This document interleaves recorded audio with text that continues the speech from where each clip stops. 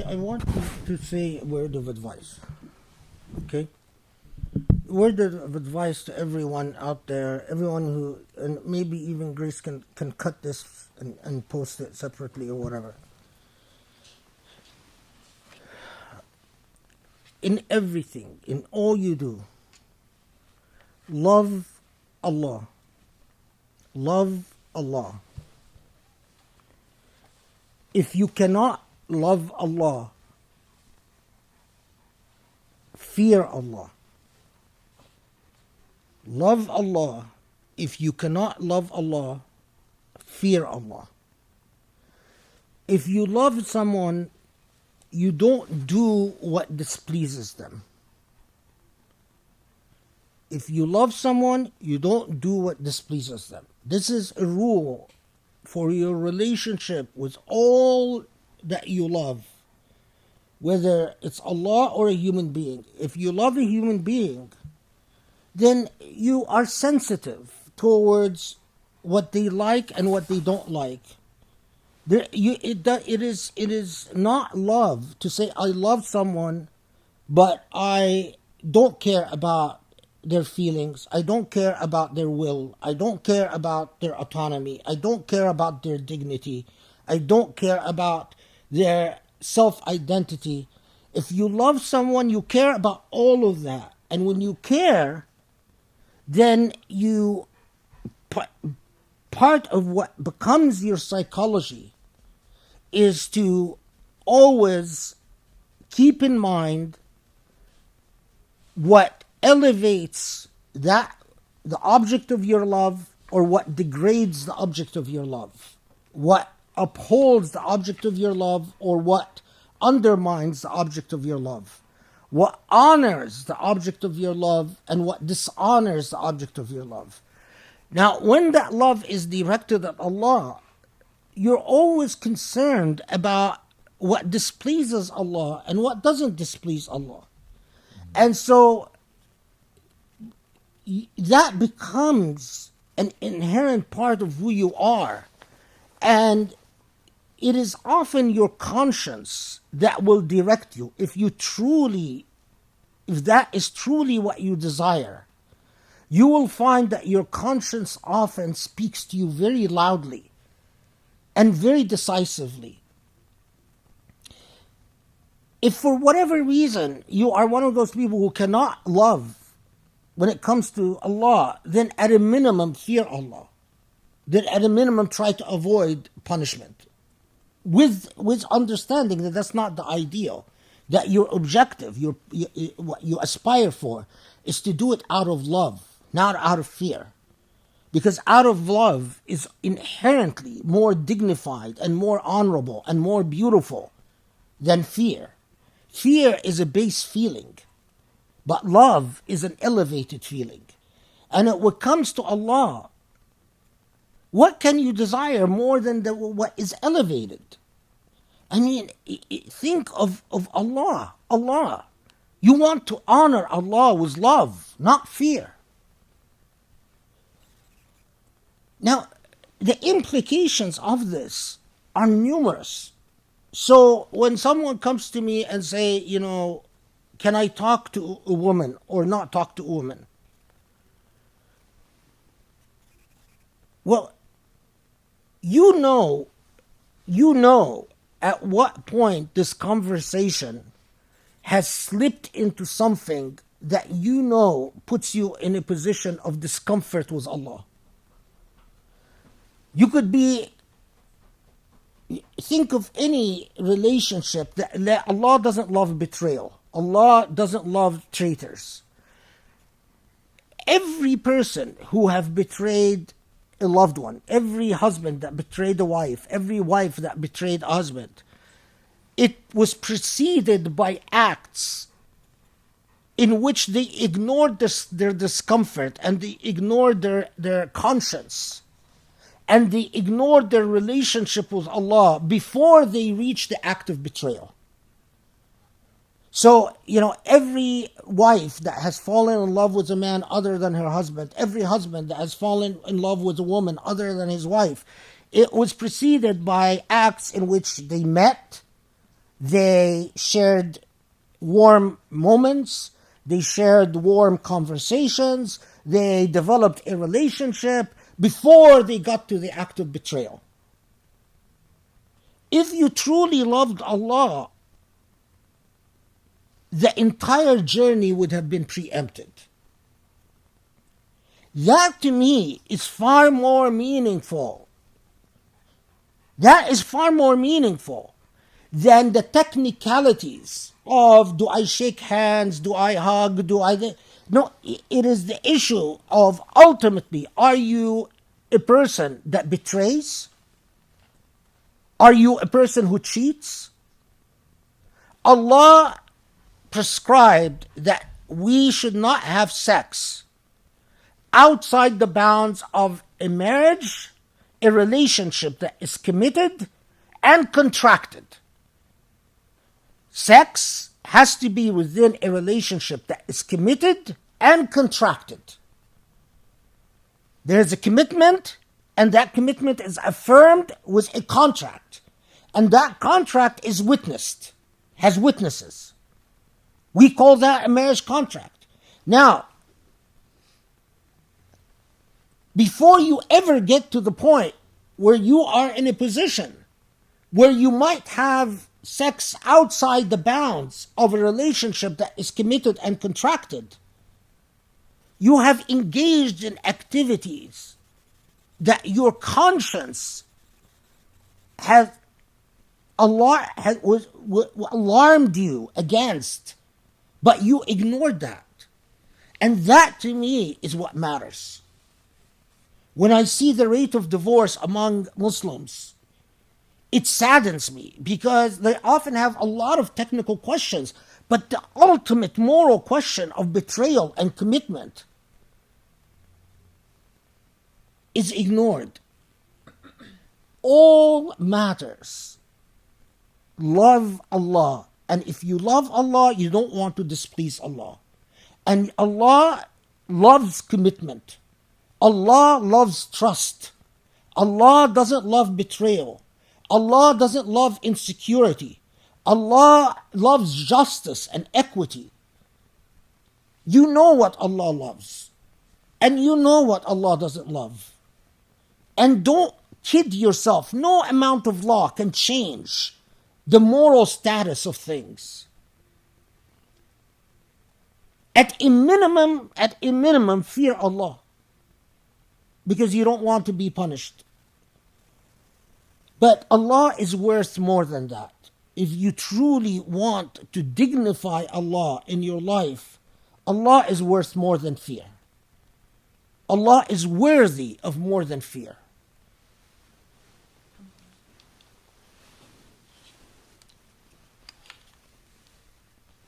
Alhamdulillah, thank you. It's amazing. Okay, so maybe to underscore, you must have known what the next question was. No, it's actually not. But see, this is where like the divine guidance comes in, right? So I have a question. It's like, okay, should I ask this or this? And then what he talked about, it's like, okay, it's clear what the next question should be. So, Assalamu alaikum, Sheikh. I am an unmarried person who is trying to understand marriage. One matter is still disturbing me, and as a female, I feel betrayed about love between spouses. It seems that spousal love is only for good times.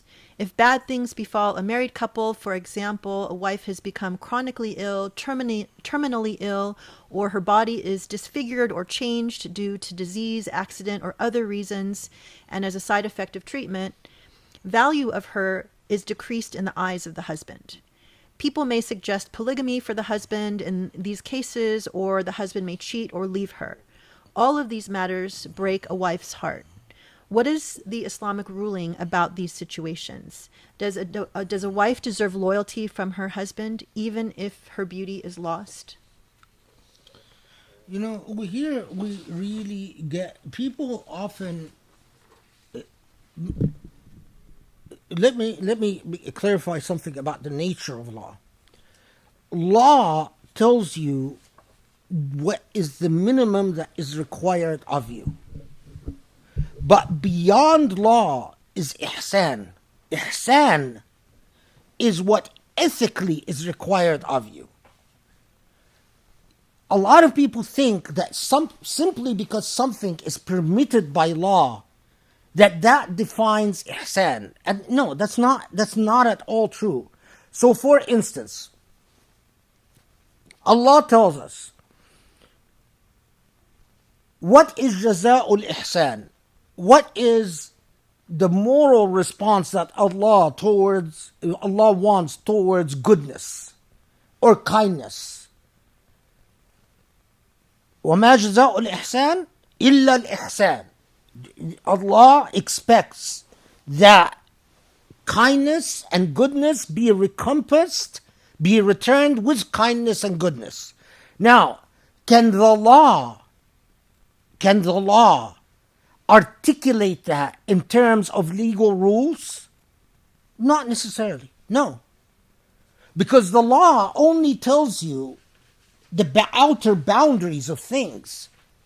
But the substantive meaning of things is left to moral values and ethical values. So, and I've seen this in many real life cases, many real life cases. A woman, after 20 years or 30 years of marriage, a woman starts getting old. I've actually several divorce cases like this. The man decides after 30 years of marriage that they're going to go back to Pakistan, marry a young girl, bring her to the United States, and he tells his wife, okay, either you can accept being my second wife in secret, in other words, not officially, not formally, or I'll divorce you and go figure out, it's not my problem. And they come to say, well, doesn't Allah allow me to do this? Because is there anything that can you point to any law that says that I can't do this? And the answer is no, I can't point to any law that tells you that you can't do this. Because the law, that's not the role of the law. The law is simply defining the minimum. The minimum. But beyond the law is ihsan. I can tell you that Allah has repeatedly said that jaza'ul ihsan al-ihsan, that the kindness and commitment of your wife for 30 years should only be answered with kindness and commitment. And the fact that you treat her that way is contrary to justice and equity. And if it's contrary to justice and equity, regardless of what the law says, you are going to be held responsible in the hereafter for your lack of justice and equity. Law does not replace morality. Law does not define taqwa. Taqwa al-qulub, is something that is beyond the law. It is the realm of beauty, of ihsan, of goodness itself. So I've seen also, there was a case where this Egyptian guy, after 30, 40 years of marriage, he developed Alzheimer's. And when he developed Alzheimer's, his wife basically dumped him and said, "You're not my problem." And she, went to court, got 50% of the property, divorced him, and then eventually picked up and went back to Egypt. Again, legally, yes, she could get the divorce. But morally, she's an immoral person. And that's what I told her. He said, "Oh, isn't it my right to divorce my husband if he can't perform the functions of husband? He's now has Alzheimer's." But nevertheless, I submitted to her that she is responsible before Allah because she betrayed kindness and she abandoned a person in need. And that is provided for by morality, not by law. And that is one of the big problems with Muslims, is because they get their law from imams. Imams don't understand the difference between law and morality. Imams, because they're not trained and they're not sophisticated and they're not intelligent, they think that law defines morality. So they think just because the law says you can do it, it means, khalas, there are no moral consequences. Absolutely not. So my response to you is that whether it's a man or a woman, it is your responsibility what happens to your partner after years of sacrifice and years أفضى بعضكم إلى بعض. أفضى بعضكم إلى بعض. There is a mithaq ghaliz, there is a serious covenant that you took before Allah when you shared this life. And there is a moral commitment that was formed. And that for a person to abandon their partner in need is a moral failure. And it's a moral failure that is not defined by law, but defined by morality. And but defined by taqwa. And defined by your understanding of the divine and what the divine expects through the principles of justice and equity and ihsan and goodness. And so this is one of the key elements. That is why love is so important. It's so important that we always understand that relationships, either relationships with the divine or relationship with one another, must always be built on love. Because without love, we become simply detached negotiators of our own self-interest. And when our self-interest is no longer served by a set of circumstances, we feel free to declare ourselves free of obligation and free of commitments. And that is a very serious problem. I mean, one of the things that really troubles me, I've known so many imams in so many mosques that use their position as imams to enter and exit out of marriages like it's a roller coaster. How could these be imams? If they don't understand what love is, how can they love their community? How can they represent their community? They don't understand what love is. They don't understand what commitment is. They don't understand the nature of justice. Justice, a critical concept for any moral human being, and especially a moral Muslim. And if their own conduct does not embody justice, then how can I be taking my Islam from them? So, you point to, and my advice to every woman, when you select your partner on the basis of moral qualities, on the basis of what their relationship to justice and their understanding of God as a just God who loves justice, God as a merciful God who loves mercy.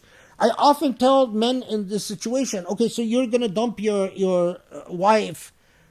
And there have been situations where the wife has never been employed outside the home, and basically a divorce is going to put her on welfare, and the abandonment is total. Because it's basically no work experience. If they leave her in her home, she's puts her in a horrible, horrible situation. And then I told him, in what sense is this merciful? You understand Allah is merciful and loves mercy. In what sense is this merciful? And if your understanding as yourself as a Muslim is that I am not bound by the obligation to be merciful, then what do I tell you? Then how are you a good Muslim? It really confounds me. Women are not objects. Women are partners, and you share with them a sacred bond. And that sacred bond is a full commitment towards mercy and justice and equity and beauty. Both of you together are obligated to have that union produce justice and equity and beauty and kindness, to embody it for your children and for society. That's what a marital unit is. Now, there is a serious rupture when one partner starts looking at the other as a commodity. Basically, well, you can't perform, so I'm done. No amount of law can forgive this. No amount of law can excuse this. And no amount of legalists can somehow make this okay. It's not okay. We get this situation, by the way, in real life. I've had this situation occur numerous times with women who develop breast cancer. And they have to have, mastectomy. And then, the husband, well, now I can't have, I can't have sex with her because it grosses me out. I mean, I'm talking about real life situations that have come up many times. Now, okay, well, I can't, either she accepts I take a second wife, or I have to divorce her.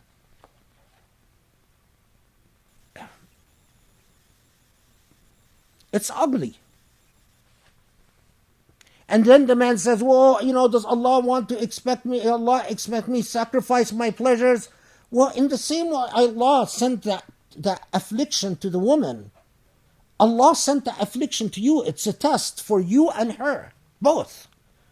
And if your reaction to that is to say, well, I'm going to look after my own best interests, and basically the hell with her, you failed that test. That test was not just directed at her. And it's our attitude towards this world. Are we entitled to enjoyment and pleasure in this world? Or do you understand this world as a test, and the real enjoyment comes in the hereafter? The real life is in the hereafter, not this world. That attitude defines whether you are willing to sacrifice in this world or not. Because if you truly, if you really don't have Iman, you want to maximize your pleasures in this world because you don't really believe that there's another world, which is the real life, where you actually get to really live, not this world. Choose your partners carefully. Choose your partners carefully. No misery equals the misery of when you end up in a relationship that is all wrong. People, their lives become shambles when they end up in partnerships that they shouldn't have entered into. And they're very hard to fix and very hard to reform course. So choose your partners carefully. This question is related in a bit, so maybe you want to add to the nuance of it. It says, in the Quran, Allah subhanahu wa ta'ala says, believe in me and be kind to your parents. Is the concept of kindness a general concept that takes precedence over other virtues in Islam? Does the importance of being kind extend and apply to others beyond parents too? For example, is it better in Islam to be kind? Is it better to be kind than to be right or correct? Yeah, I mean, that's a good question, but yes, the Quran in many contexts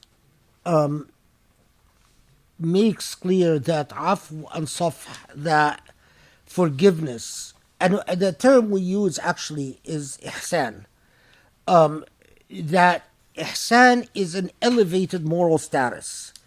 Because when you forgive and when you are kind and when you forgo your right to exacting measure for measure, in other words, when you say, yes, I have a right to this or that, but out of ihsan, I'm going to forgive it.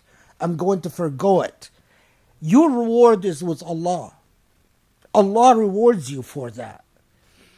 And so, for a real believer, obtaining your rights on this earth is inferior to being rewarded in the hereafter.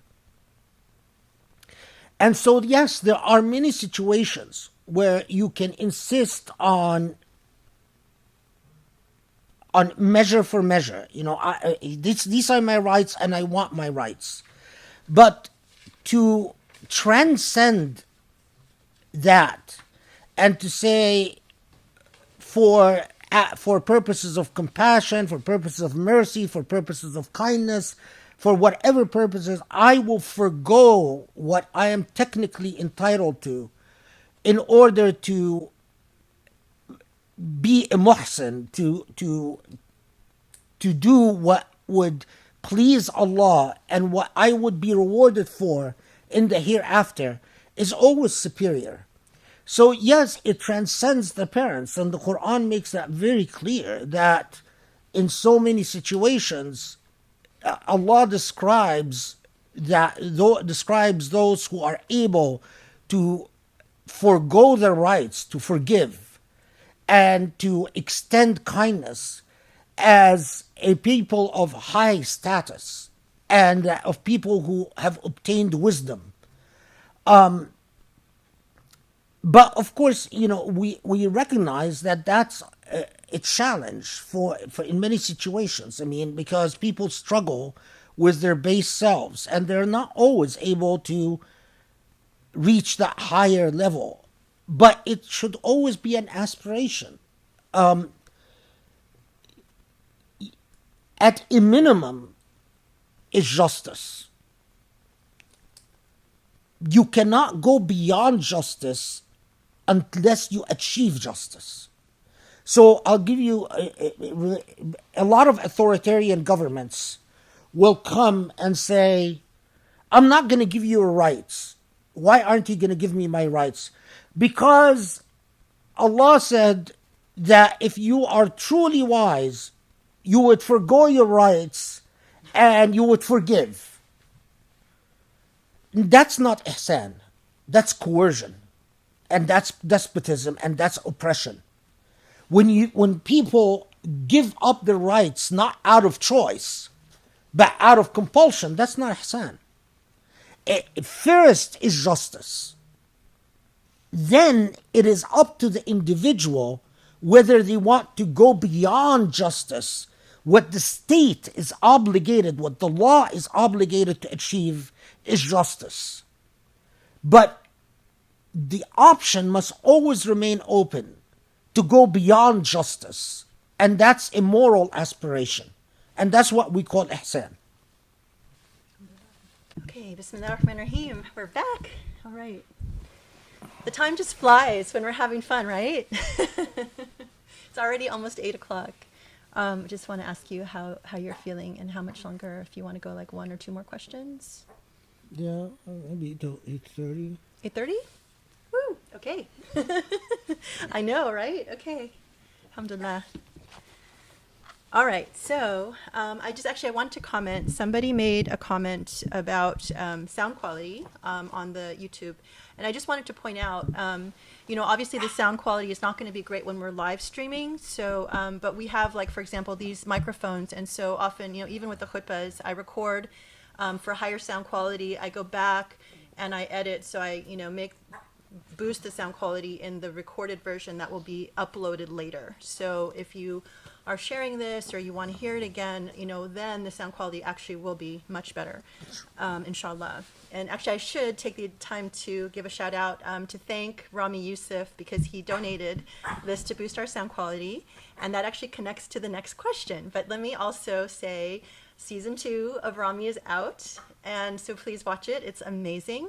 And alhamdulillah, I actually was really happy to know that, well, I don't want to give away too much, but there were a couple of things like a dog that appears in the issue that was definitely, I think, inspired by our love for dogs here. So there's some other stuff too that, alhamdulillah, I think that we have, the professor's imprint is on it a little bit, and I got confirmation from one of my connections there. So alhamdulillah. Anyway, it's awesome. So please watch it, share it.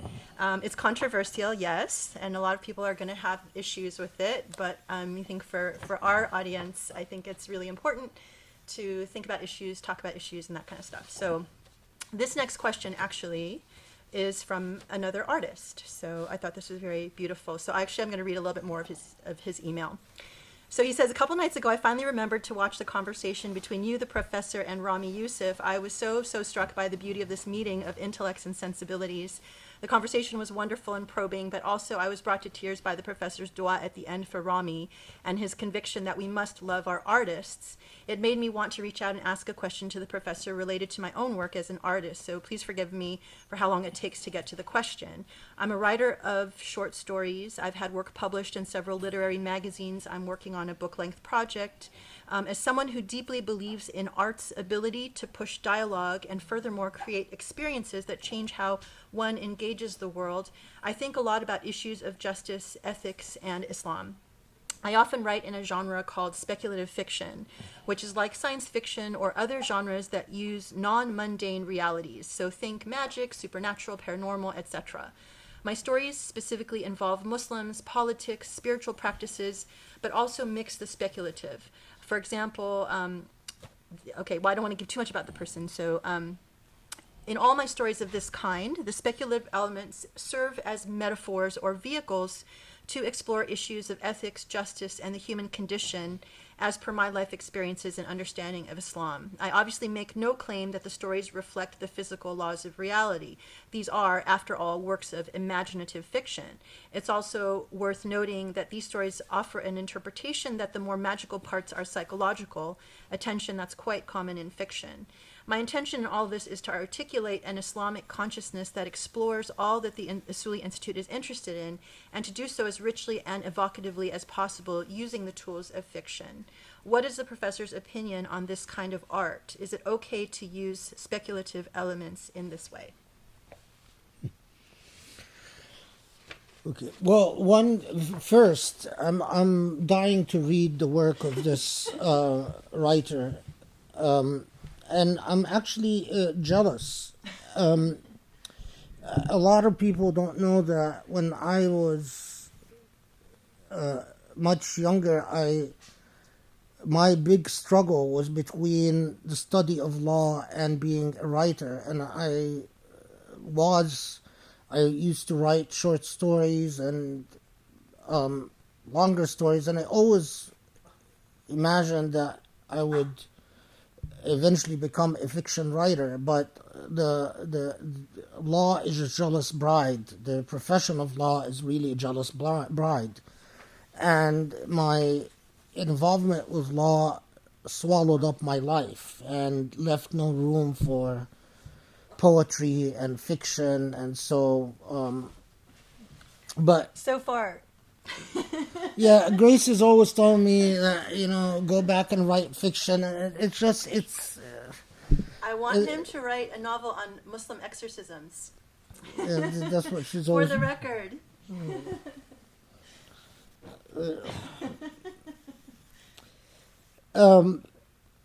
Listen, not only art is very important, but art was always important. A lot of people neglect the fact or overlook the fact that in the Islamic civilization, look at the way that the enduring works of literature were produced.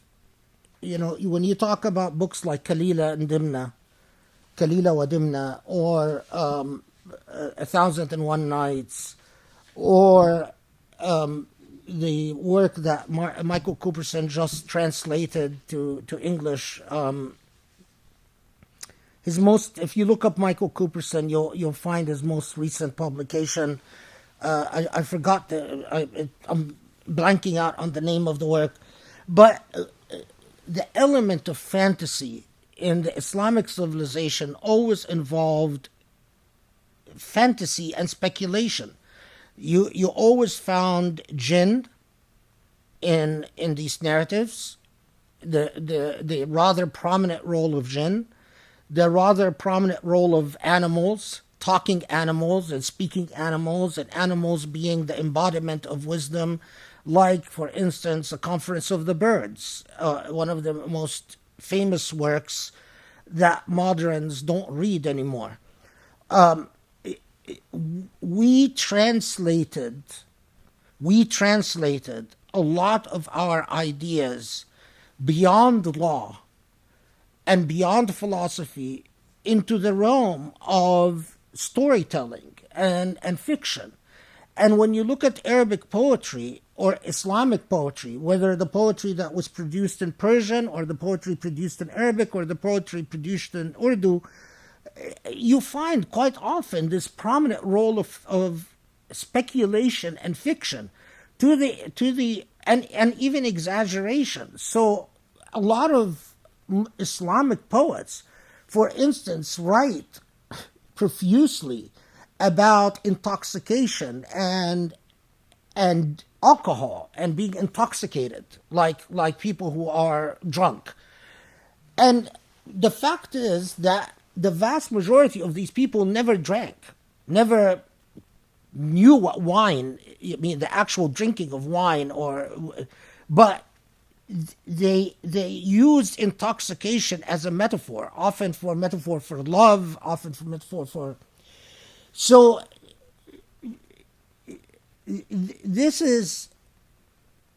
we have fallen behind in so many fields. Among those fields, in literature. So even in the Muslim world, all the writers of fiction have tended to be secularized. In other words, they leave the religious element out, the pietistic element out, and write their stories as if piety doesn't exist.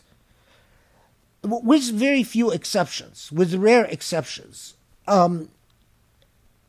It's as if they step in the framework of Western civilization in order to produce works of fiction, which is unfortunate and has left art is what tempers the soul. Art is what challenges the claims of law and interrogates law. Art is what allows the soul to wander, and wandering is critical for the health of the human soul. A human soul that doesn't dream anymore, it starts dying. And art is the vehicle by which we dream and we explore possibilities. So do what you're doing with the aspiration of exploring. No one expects a writer of fiction to speak authoritatively about the divine will. What they are doing quite often when they write fiction is they pose questions. And a wise society, a wise people, would take these questions very seriously. Because Allah created the heart of the artist for a reason. If Allah would have willed, Allah would have made us all lawyers or all philosophers. But that's not what Allah has willed. And Allah gave this creative ability to a class of people, in my view, to act as the conscience of society. To act as the conscience of society. to raise difficult questions that the practitioners of law and the practitioners of philosophy ignore at their own peril. So go forward. May Allah bless your endeavor and raise these difficult questions. And again, if Muslims are able to challenge their colonized mentalities, they will embrace people like you. And they will celebrate people who ask these difficult questions of society in the form of art. Alhamdulillah. Okay. So we have received a few different questions on this topic, and I think we also cover it in an upcoming episode of Mito and Baba. So I'll just put that out there. I've got one in my back pocket, but it's been a while. So, okay. So the question concerns, and I'll read this. My question concerns the scientific theories of evolution versus creationism and the relationship between them through the lens of Islam. When I imagine the evolution of planet Earth, I imagine hot lava flowing, ice ages, supercontinents and their breaking up, tectonic plates rubbing, mountains rising, lakes drying and valleys forming, islands sinking to the bottom of the ocean, while other land masses eventually rise from the sea floor, the extinction of some species and the rapid evolution of new species, non-verbal cavemen who eventually discover the wheel, massive predators, creatures like dinosaurs, and then bam, modern-day humans existing on present Earth. How did we come to be in that history, and how did it all unfold on one planet, and why? Because when I recount just a fraction of this planet's known history, it starts to feel like the stars are less than just decoration in the sky for humans. Some questions that circle my mind are, when Allah created Adam and Eve, did dinosaurs still roam the earth? Were they given the authority to name all the animals on the planet as I was taught in Islamic school? And if so, are they the same animals that exist today? Are we descendants of slowly evolved cavemen who eventually discovered the wheel and learned the protection of fire, or have we always existed in our present form? Lastly, when something like mummified cavemen from at least 3500 BC with vocal cords far different than present-day humans are discovered, what impact do those scientific discoveries have on our view of creationism in Islam? And does it mean that this human existed without being tested in this life like modern humans are, and without the knowledge of Allah or the proper vocal cords to even use language to talk about God? And someone else wrote, what's your view of evolution? So, listen, the theory of evolution itself doesn't necessarily exclude God. I mean, even if it is true that things evolved the way that modern narratives about evolution claim, the fact is that this evolution could very well be directed by an intelligent maker. And Allah told us, وَخَلَقْنَاكُمْ أَطْوَارًا. Allah gives many indications throughout the Quran that, in fact, the way that the earth and heavens were created were not an overnight. It wasn't just an instant, but in fact there was a dynamic. And in fact, Allah told us that there was first the creation of the elixir of life, water. And then from water, all types of things evolved. Now, in the Islamic tradition itself, by the way, there are a lot of narratives, and that's a very big question about the what's authentic, what's not authentic, and all of that. Narratives that the earth itself, before Adam and Eve, was inhabited, and there are indications that some Islamic narratives say that it was inhabited by jinn and animals. Other Islamic narratives say that it was inhabited by animals. Now, they don't call these animals dinosaurs, they just call them animals.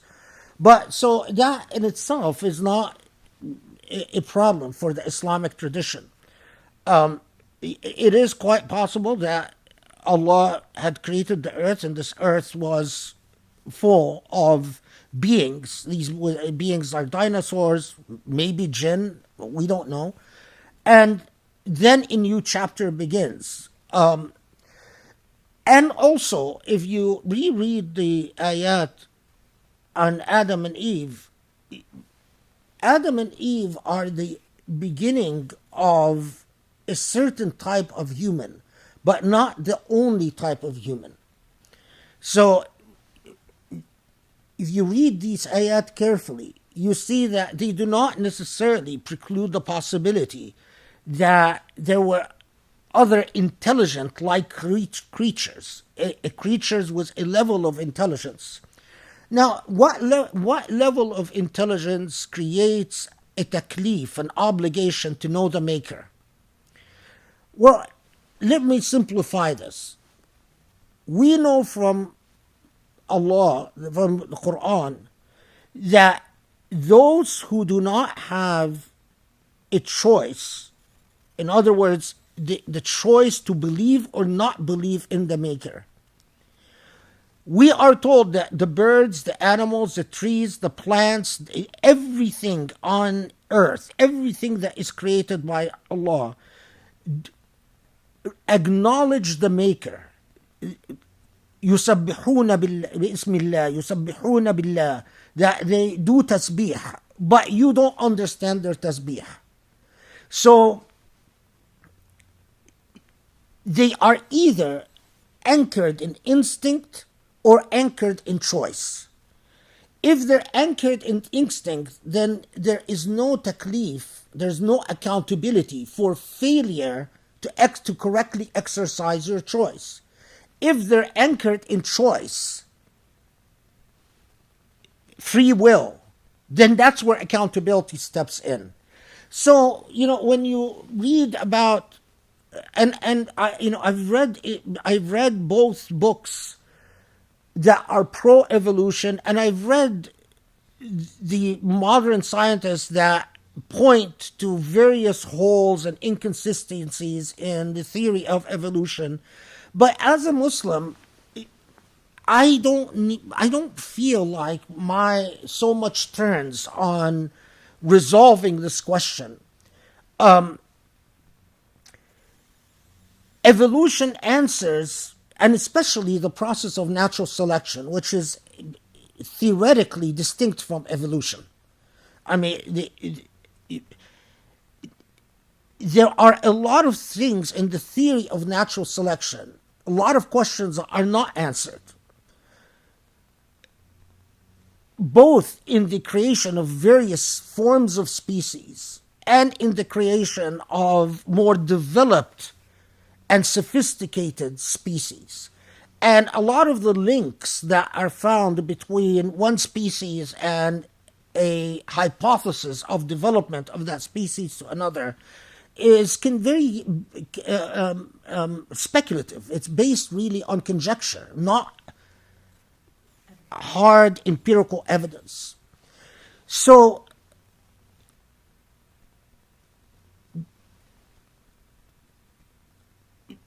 as a Muslim, I believe that when an animal adapts to its environment, it adapts because of Allah's will.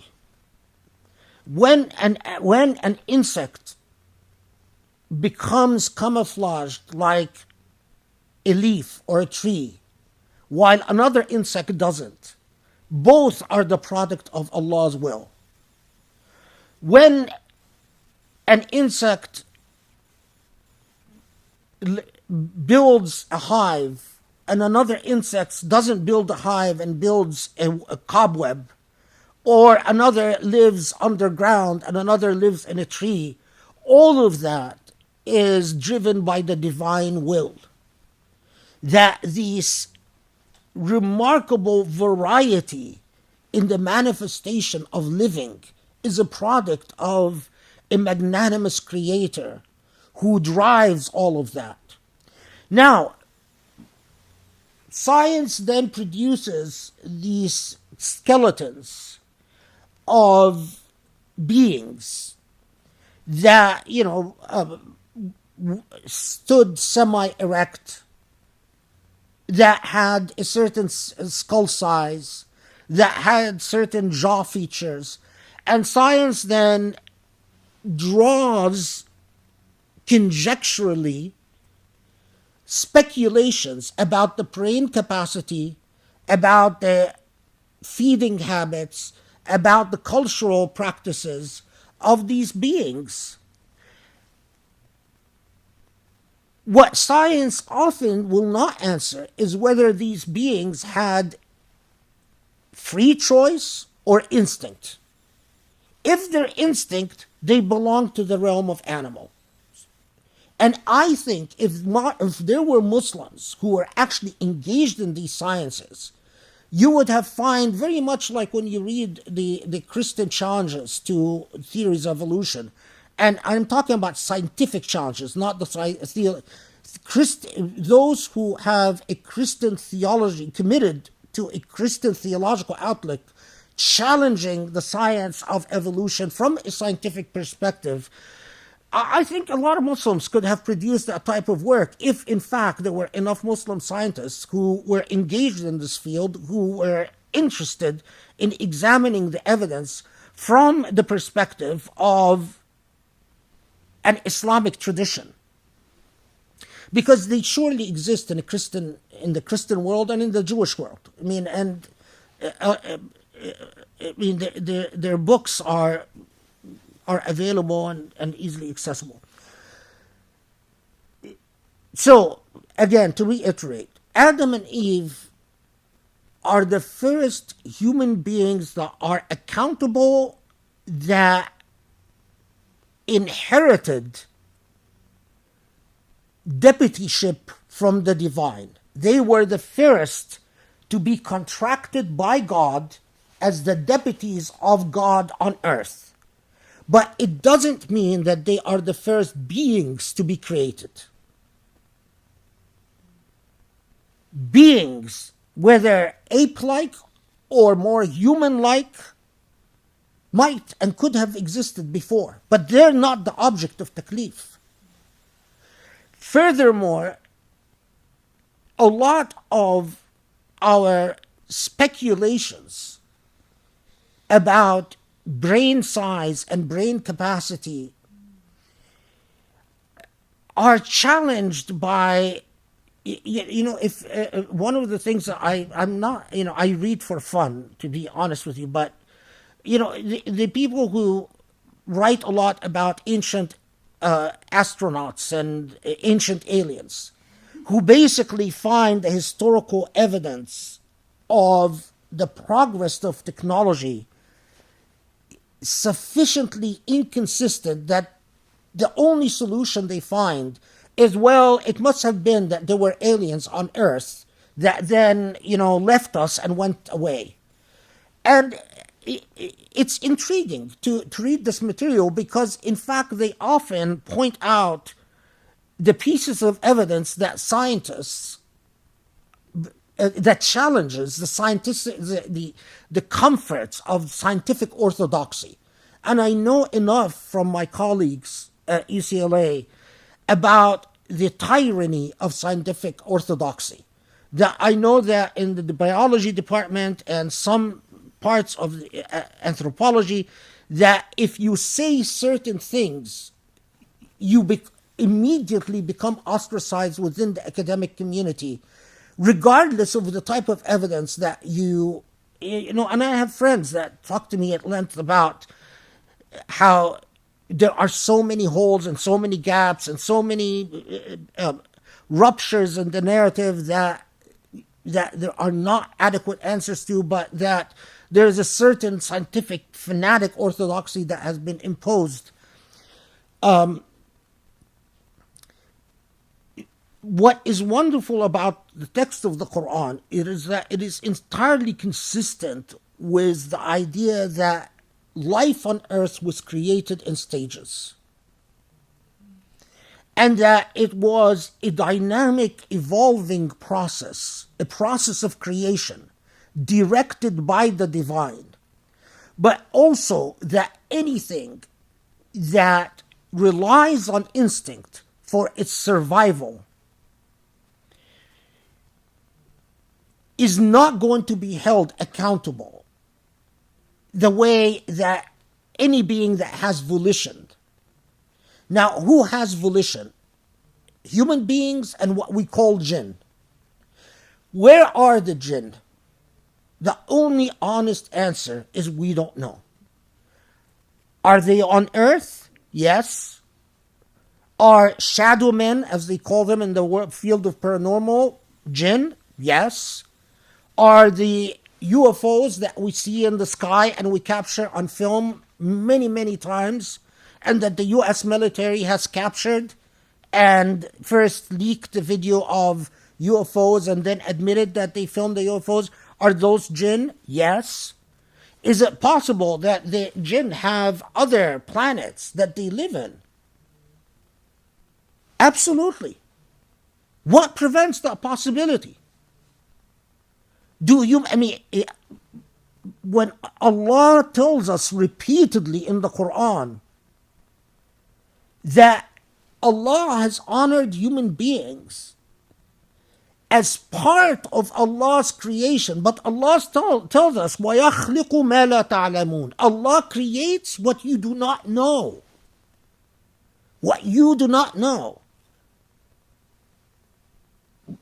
Does that include the possibility of other nations, other dimensions, other beings? Absolutely. Why do we assume that we are it? Allah says that the stars are part decoration, part for our use for navigation, but also Allah warns us or alerts us in Surah Al-Jan. Read Surah Al-Jan. That the stars have functions that we don't understand. At a minimum, when Allah says that the jinn used to go to reach the throne of the divine and spy, and that Allah put an end to it. Wow, okay, that's a realm we know nothing about. Jinn spying on the divine throne, and something going on between angels and jinn, and where are these worlds? It is only human hubris that makes human beings think that it all begins and ends with them. After the hereafter, is it possible that Allah will create 1 million earths with 1 million other inhabitants? Can you say that no, Allah will not? No one can. Our role is to understand that, as Allah tells us, every bird, every being, everything, whether it crawls on the ground or flies in the heavens, does so with the divine with it. وَهُوَ مَعَكُمْ أَيْنَمَا كُنْتُمْ. Allah is with us wherever we are. But Allah is also with every being. And when we look at a tree, we look at a mountain, we are looking at something that supplicates Allah. And that is why we should honor it and not use it as if it is just there for our consumption. It has a right to exist. It supplicates Allah. So you cannot just chop a tree down for fun. Then you've transgressed upon Allah. You cannot blow up a mountain just to have fun. Because that mountain is a living being supplicating Allah. The entire earth supplicates Allah. And I'll tell you one thing from the realm of not sciences but piety. First, you start out by believing that Allah is with you wherever you are. وَهُوَ مَعْكُمْ أَيْنَمَا كُنْتُمْ. Allah is with you wherever you are.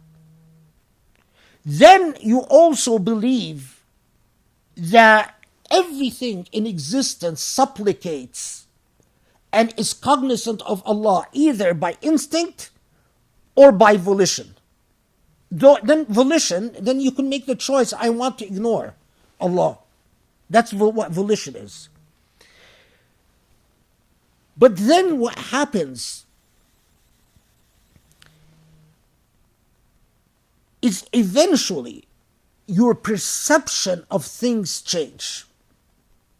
So when you see plants and you see the ground and you see the plant and you see the mountains and you see the water and you see the rivers and you see the stars, you actually nearly feel their life. You actually feel their life. In the same way I feel the life of my dogs who are in my home. And then you realize that you are here sharing this world by the permission of the divine, and that you must honor and respect their place as they have honored and respected your place. And that is a wonderful feeling. And by the way, that is the feeling that existed in ancient societies that you find among Native Americans and you find among the Aztecs and the Incas and you find among ancient societies. That awareness of existence before modern empiricism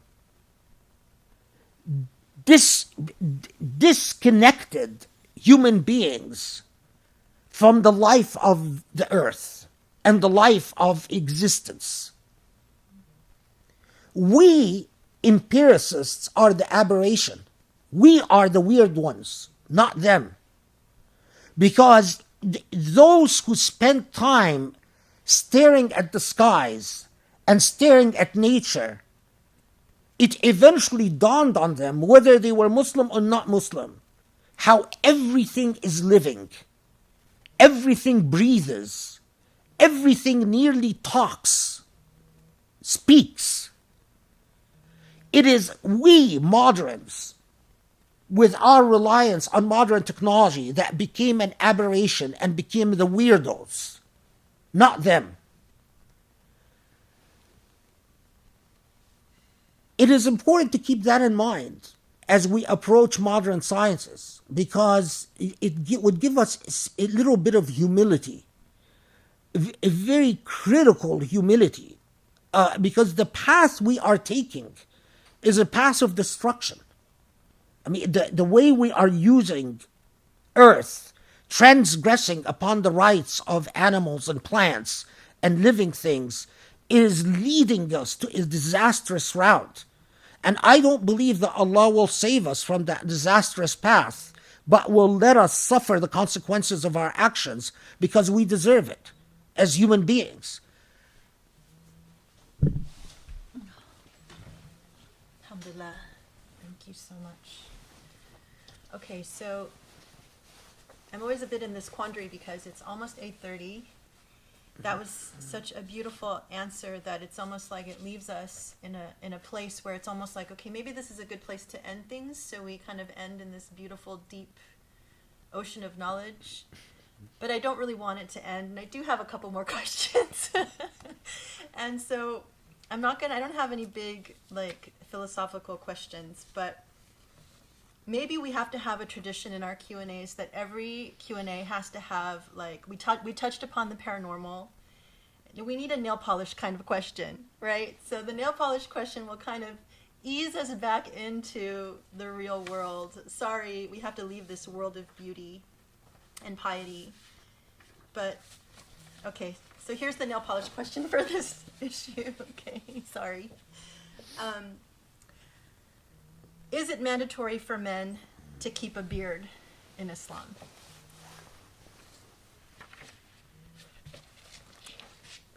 No. No. Should we just leave it at that? No. No, I mean, it's... You know, I could give you a long jurisprudential response why it's not.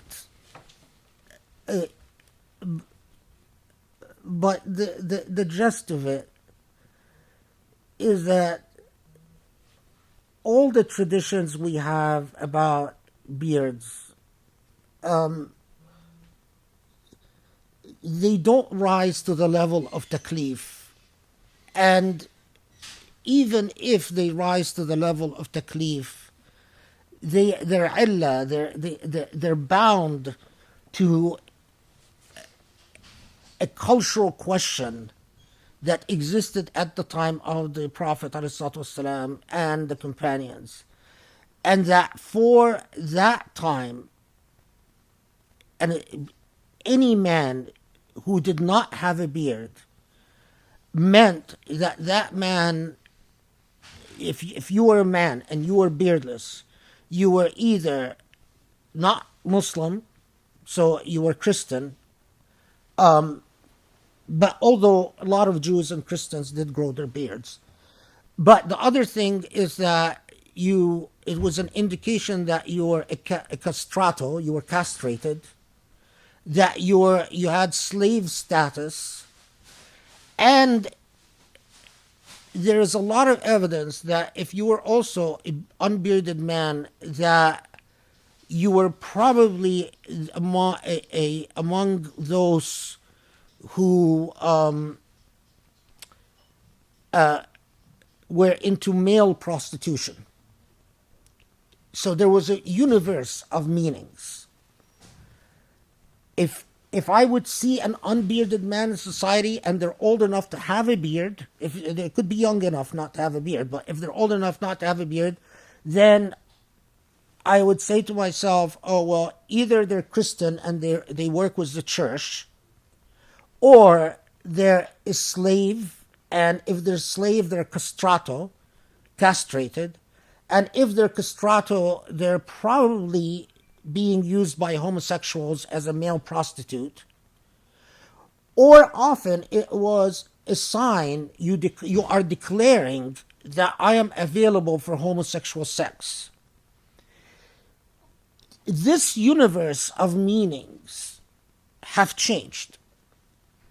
And that is why Azhari sheikhs, for instance, you will find many sheikhs from Azhar without a beard. In fact, there is a tradition among Quranic reciters, those who graduate from Azhar, who recite Quran, like Abdul Basit al-Minshawi, al-Husari.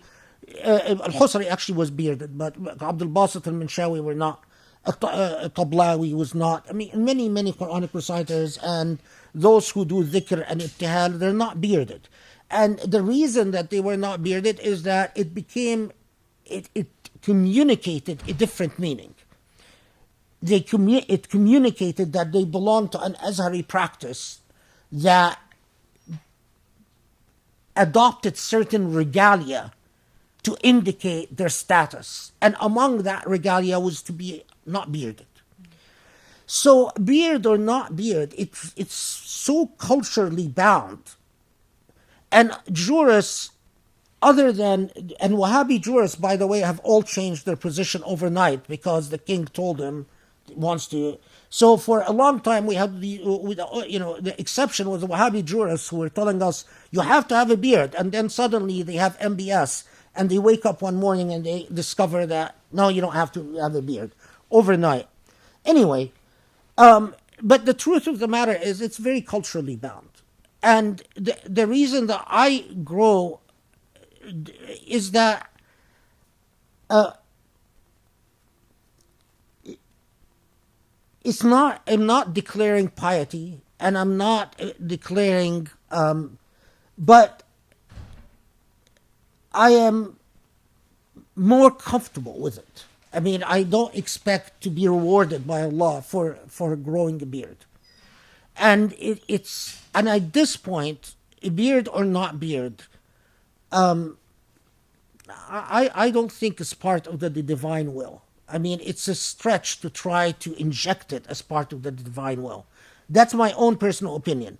Now, but I respect those who disagree with that. And those who say, no, I believe that Allah wants me to grow a beard, and I will grow a beard because I want to do what Allah wants me to do. And I respect that. I mean, and I pray that Allah rewards them consistent with their intentions. But in the same way, I don't think that Allah will punish those who don't grow a beard. I don't think that they're declaring anything about prostitution. I don't think that they're declaring anything about being Christian. I don't think that they're trying to say we're not Muslim, or So the universe of meanings that were attached to beard or no beard have changed quite seriously. And sometimes it's, for instance, as if when you exist in an oppressive society, like if you're in Egypt or Syria or something, it might be wise not to grow a beard because the security forces put you on the radar once they see that you have a beard. Alhamdulillah. Okay, I know it's 8:30. I have a short one that I think is important. Okay. I have two, but let's Okay. see how you feel. Okay, go on. This one has to do with COVID-19. Regarding the threat of contracting COVID-19 via the distribution and handling of Qurbani meat, is it allowed this one time only to give money, equivalent to a Qurbani share, to deserving people so that no one gets exposed to the deadly disease? Since Eid al... Yeah, this is an important issue.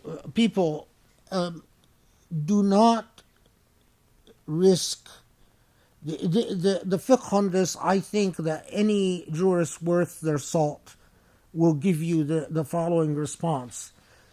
If Qurbani meat is basically the meat in Eid al-Adha from the Udhiyah, when you slaughter the Udhiyah and then you distribute the meat. If doing so is going to put you at risk of being infected, distribute money and not the meat. That's a very clear issue, and there are a lot of precedents for suspending the Udhiyah in Eid al-Adha because of the outbreak of a plague or what is the word I'm looking for? Pandemic. A pandemic.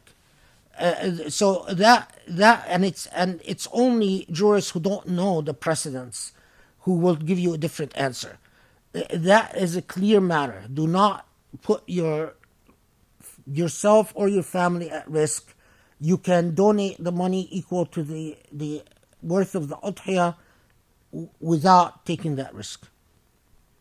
But that's an important question, considering that Eid al-Adha is coming up. Right. Okay. Is that it? I have one more, but... Okay, sure.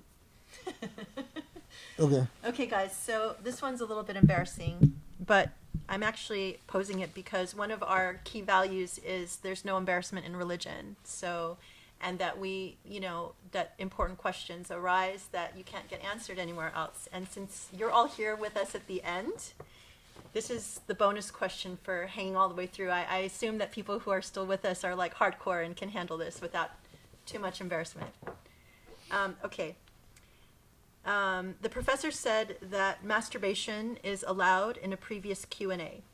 This may get too personal or sensitive, but what are the boundaries allowed in doing it? I know, of course, stuff like porn is banned, but say someone has a particular fetish, like attractive feet or pregnant women, and looks at, say, images of fake feet or fake pregnant women. Would that go over the boundaries? I'm not sure where not to make light of a situation, but I'm not sure you get pictures of fake feet and fake pregnant women. I mean,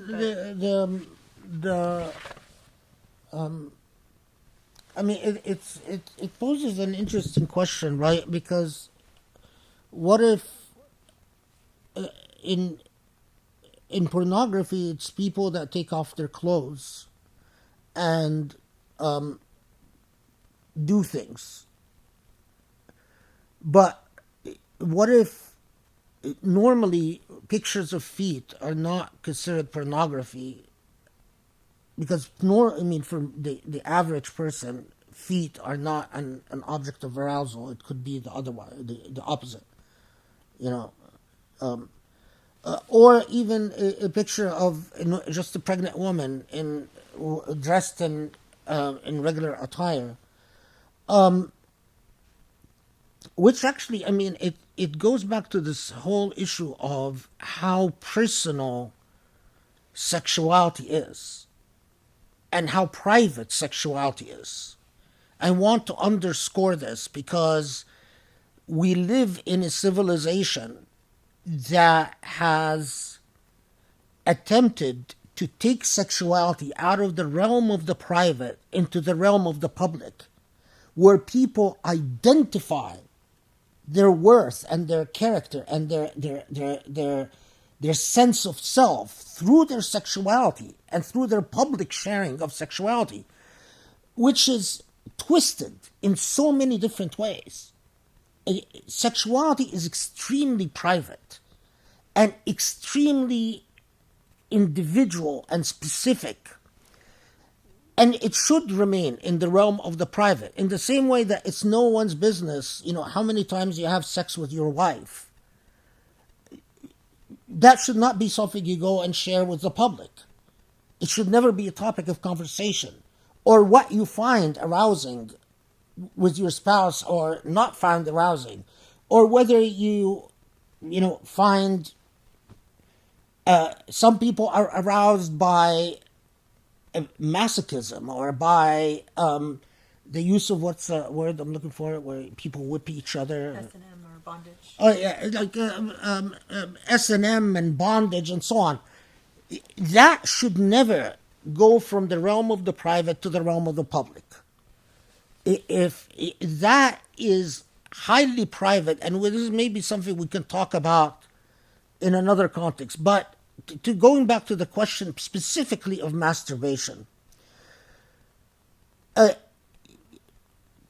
as long as first, why the question of masturbation allowed or not allowed? If masturbation is a release in order to not commit the haram of fornication, that's the whole idea. Is that, and that's something where you have to be honest with yourself and with your God. If masturbation becomes an object in itself, because sometimes people become addicted to masturbation to the point that it replaces the need for intimacy or the need for marriage. And some people, that it becomes such a problem that when they marry, they can't stop masturbating because they've gotten accustomed to that being the source of their pleasure. Masturbation should always be a release so that you, as the fuqaha would say it, إخراج فضلات الجسم, that you are basically obtaining release so that you do not commit the haram, or that you can free your mind from the pressure of sexual desire so that you can go on with your life. So it is not an object in itself. It is something that is done so that you can attain higher things. Now, fetishes are very personal, and they're very specific and very individual, and we know that sexuality is formed very early on. What we call fetishes, which is what the elements of arousal and sexuality, are formed very early on in the psychology of human beings, that it is very difficult to change or revise. I mean, why do some people get aroused by feet? Why do people get aroused by bondage? Something happens early on in the psychology, and it is not something that is going to be changed through counseling or treatment and so on. So what is the expression that person used? Fake or not fake? Fetish, attractive feet, pregnant women, looking at images of fake feet or fake pregnant women. Yeah, I mean, it's not what I've known in some have done in the past. I actually knew a guy a long time, it's a long story, but he was in Egypt, who would draw feet, and he would draw so many feet, and then eventually he told me that that he can't marry a woman unless he scrutinizes her feet, because feet is the make it and break it thing with him. And of course, can you imagine? I mean, he had a hard time, because when he would propose to women, he would want to see their feet. And for Egyptian society, it was very weird. Why do you want me to take off my shoes and socks so you can stare at my feet? And then, of course, the jurist part in me, well, that's unfair, because his fetish is feet. What if someone else's fetish is something that is much more intimate than feet? Well, they don't get to examine it. So why do you get to examine feet? There's an element of unfairness here, but that's how jurists thinks. That's an issue for fuqaha. I mean, is it fair to let them see feet while other people can't see other body parts that they have a fetish? You get the picture. So, as far as I can tell, the juristic part of me, drawing images of feet or looking at images of feet or pregnancy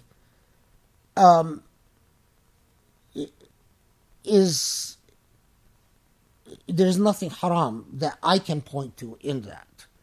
If that's what's going to produce the sexual release. I do want to alert you, though, that keep in mind that there are certain fetishes that make a marriage very difficult.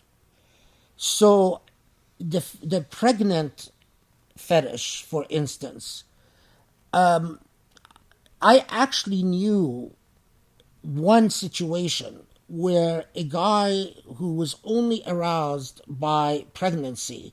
So when his wife was pregnant, he was very intimate.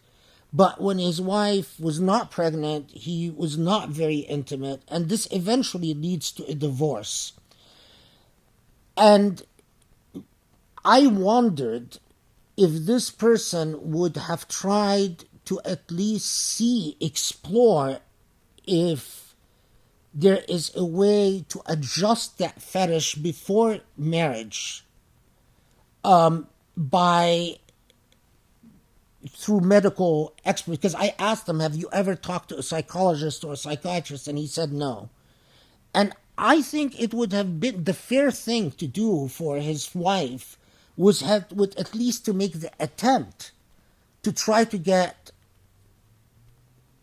that fetish addressed or adjusted. And upon entering a marriage, I think he owed it to his wife to tell her at the very beginning that this is my fetish. Because it could be that she would find it, I mean, he said that at one point he asked his wife to pretend to be pregnant, to wear a pillow. And she didn't want to do it. She thought that she didn't want to do it. It led to a divorce. So, these are the questions where a jurist worth their salt cares about people and doesn't want people to suffer. If you don't care about people, then don't enter into the field of jurisprudence. The natural inclination is that I don't want people to suffer. But my boundaries are the boundaries that Allah gives me. And I am willing to explore these boundaries to mitigate the suffering as much as I can. And that's my obligation as a jurist. So I don't see anything in the revealed sources that talk to me about feet or pregnancy fetish. But Allah has given me principles of justice and principles of modesty. And within those principles are the boundaries that I navigate my exploration of the divine will. So just, keep that in mind. And at a different time, we will talk about the how intimate and private sexuality is, because a lot of people think that sexual preference is a decisive element in deciding what's wrong and what's wrong. And that's not true. Sexual preference is not a decisive element in deciding what's wrong and what's right and wrong. Not every sexual preference could be accommodated or should be accommodated. And not all suffering that results from sexual preference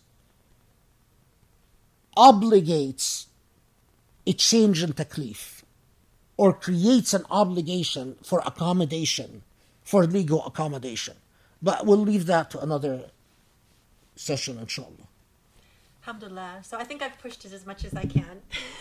I think I'm worn out. Okay. So. Thank you. It was amazing as always. Alhamdulillah. Thank you everybody for joining us. For just the people, inshallah, who will be joining us on the Quran, those who I will interact with, inshallah, those who I can observe their faces and ask questions. If Allah wills and this thing takes off and we are able to do it, by the end of it, you would have gone through a journey with the Quran where you've basically experienced every surah of the Quran, why it was revealed, how it was revealed, and what the surah, at least in my opinion, aims to achieve, the objective of the surah. So it is like taking a journey through the Quran from beginning to end.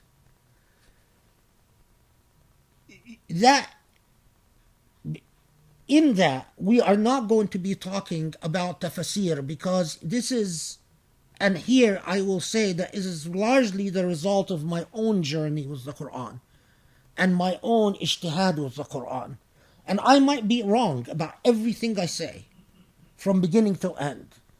And because, of my obsession about being wrong, I share with Grace tidbits here and there and I try to see, but for whatever it's worth, that is something that has occupied me now for 30 years.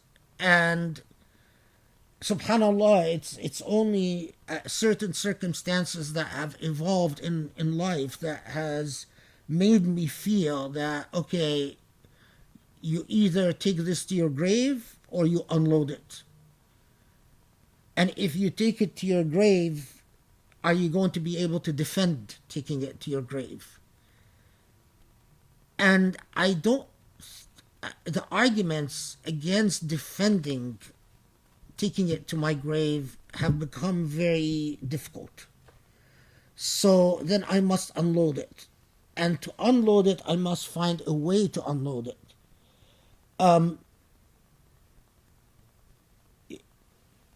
A teacher, the quality of a teacher, it's exactly like a performer, a violinist who performs a concerto, or a pianist who performs a concerto or a symphony. The quality of their performance often is a result of the dynamic they have with the audience, the aura they have with the audience. There are a lot of virtuosos that say, oh, this audience left me very inspired. And in different situations say, this audience were like dead fish. I felt uninspired. I don't like my performance. Doing halaqah is very much like that. You are inspired by the people who you read. And of course, as Grace said, I can't read your auras because you're not in my physical presence. So I have to just settle for something else. I pray that somehow Allah presents us with a miracle effectively, so that I can unload this. I just don't know how to do it if I'm teaching. Teaching 2 courses a semester with everything else you do when you're teaching just doesn't leave you the type of energy. Maybe if my health was different, maybe I would be able to do it, but there are very serious limitations, and so Inshallah. pray with us. We're going to work to try and make it happen, inshallah. Inshallah. Ya Rab. Okay. So Okay. this May Allah bless you all and barakallah fikum wa afakum wa hamakum ya Rabbal Alameen. Thank you so much, everybody, for being with us. And we will see you, inshallah, Friday for the khutbah, and then, inshallah, Saturday for the new Quran halaqah. You guys stay there. I'm going to end the live stream, and then we can say hi. For the pilot halaqah. For the pilot. It's a pilot. We need a good name for it.